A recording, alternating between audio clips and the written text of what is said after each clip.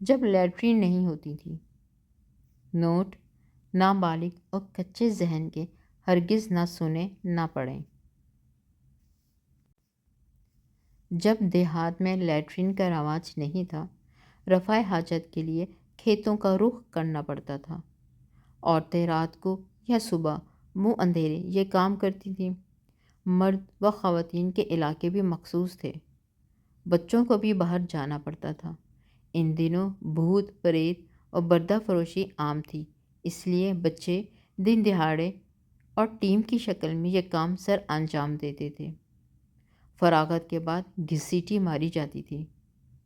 اس عمل کے دوران کانٹا کنکر چبھ جانا عام سی بات تھی۔ بارش میں بھی بھیگتے کامتے کیچڑ میں لتھڑے ہوئے وہیں جانا پڑتا تھا، اور کپڑے کی ٹاکیاں بطور ٹیشو پیپر استعمال ہوتی تھیں۔ رات کو ایمرجنسی پڑ جاتی تو اکیلے ہی ڈرتے ڈرتے کھیت کو دوڑ لگانی پڑتی تھی۔ جاتے ہوئے دعا مانگی جاتی کہ یا اللہ تو ہی ہے جو خیریت سے پہنچا سکتا ہے۔ واپسی پر بھی یہی دعا کی جاتی تھی، یا اللہ تو ہی ہے جو جن بھوتوں سے بچا سکتا ہے۔ ایک دفعہ کا ذکر ہے کہ ایک لڑکا اس حالت میں پکڑا گیا کہ تربوز کے کھیت میں بیٹھا کام بھی کرتا جا رہا تھا اور ساتھ ساتھ بڑا سا تربوز بھی کھا رہا تھا۔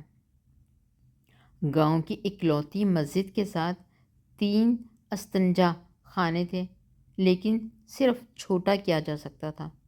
کبھی کبھار بڑی واردات بھی ہو جاتی تھی۔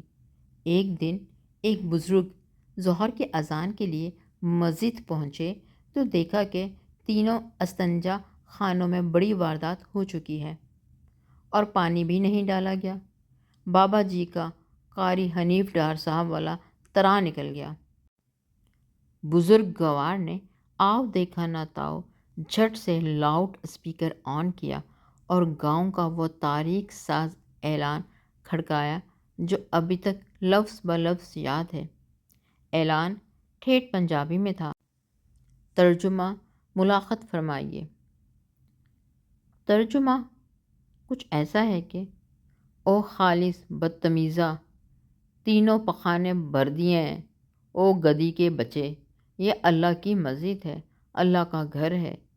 ستی کے مارے اگر تمہیں ڈھونڈ لیا نا، تجھی سے صفائی کرواؤں گا، کتے بغیرت۔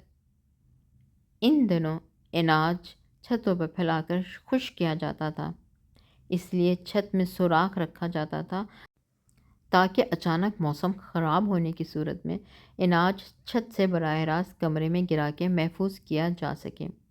وہ سوراخ کسی مٹی کے برتن سے ڈھکا رہتا تھا۔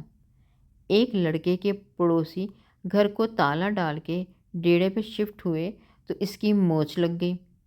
وہ منہ اندھیرے اٹھتا، ہمسایوں کی چھت پر بذریعہ سوراخ اپنا کام کرتا اور چلتا بنتا۔